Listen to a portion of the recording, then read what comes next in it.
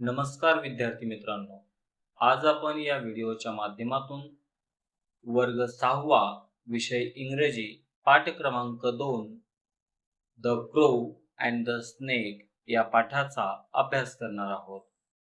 Long, long ago, there lived a family of crows on a banyan tree. They had prepared a beautiful nest and made it their home. फार फार वर्षांपूर्वी एका वडाच्या झाडावर कावळ्यांचे एक कुटुंब राहत होते. त्यांनी त्या झाडावर एक सुंदर घरटे बांधले होते. त्यांनी त्या घरट्यालाच त्यांचे घर बनवले होते. A wicked cobra lived in the hollow of that same tree. त्याच झाडाच्या ढोलीत एक दुष्ट नाग राहत होता. One day the crows were very happy as the lady crow had laid eggs. One evening they flew out together for food.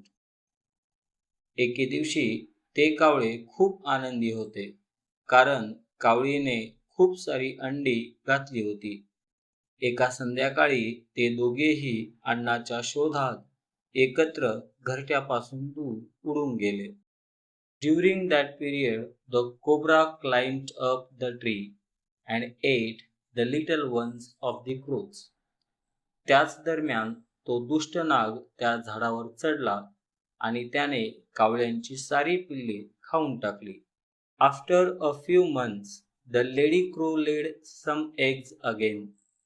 This time they decided that they will stay at a short distance to watch their nest.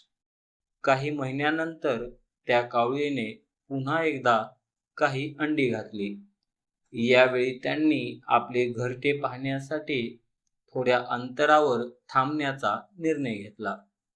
As soon as they left the nest, the wicked cobra climbed the tree, reached up to their nest and ate the little ones. ते कावळे घरट्यापासून थोडेसे दूर जातात न जातात तेवढ्यात तो दुष्ट नाग झाडावर चढला.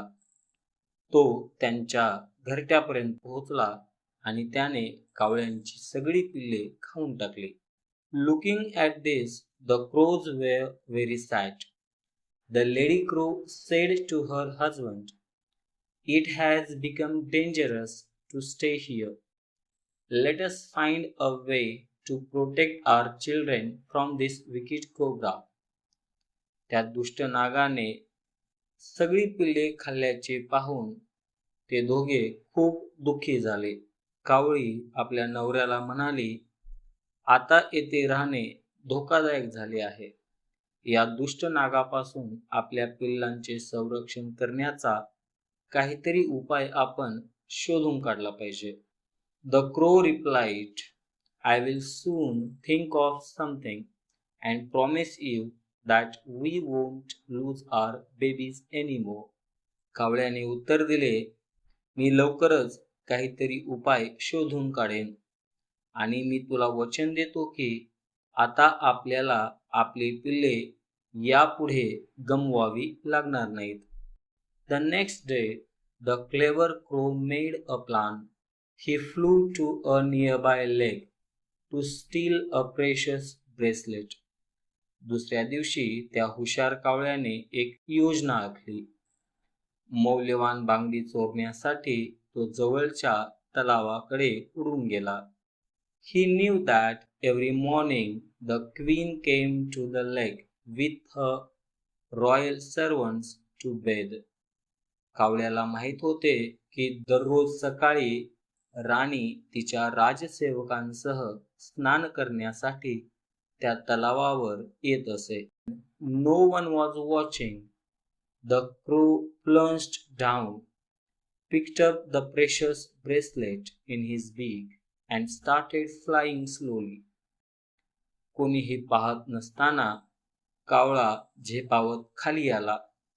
आपल्या चोचीमध्ये त्याने ती मौल्यवान बांगडी उचलली आणि हळूहळू तलावापासून दूर जाऊ लागला. One of the servants noticed it and screamed loudly, The crow flew swiftly and dropped the bracelet into the hollow of a banyan tree. एका सेविकेच्या लक्षात कावळ्याची ती कृती आली आणि ती मोठ्याने ओरडली.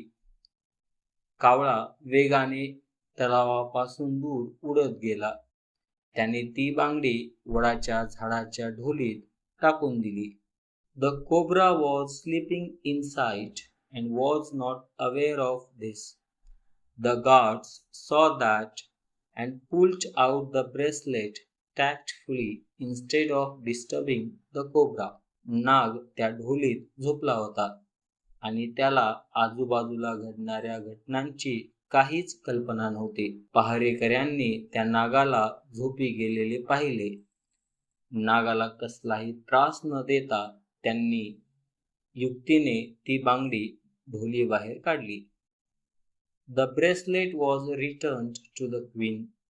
The guards chased away the snake into the deep forest without harming it. ती बांगडी राणीला परत देण्यात आली. पहारेकऱ्यांनी नागाला कसलीही इजा न करता त्याचा पाठलाग केला आणि त्याला दूर दाट असणाऱ्या जंगलामध्ये हाकलून दिले. Then the clever crows lived happily and did not lose any of their children afterwards. त्यानंतर ते हुशार कावळे आनंदाने त्या झाडावर राहू लागले आणि यानंतर पुन्हा कधीही त्यांना त्यांची पिल्ले गमवावी लागली नाहीत. Moral of the story: one can overcome obstacles with presence of mind. या गोष्टीतून आपल्याला समजते की प्रसंगावधान आणि चातुर्य यांच्या जोरावर आपण कोणत्याही अडचणींवर मात करू शकतो. हा व्हिडिओ तुम्हाला आवडला असल्यास व्हिडिओला लाईक करा. अशाच प्रकारचे नवनवीन व्हिडिओ पाहण्यासाठी आमच्या चॅनलला सबस्क्राईब करा. चला तर मग पुन्हा एकदा एका नव्या व्हिडिओमध्ये पुन्हा एकदा भेटूया. धन्यवाद.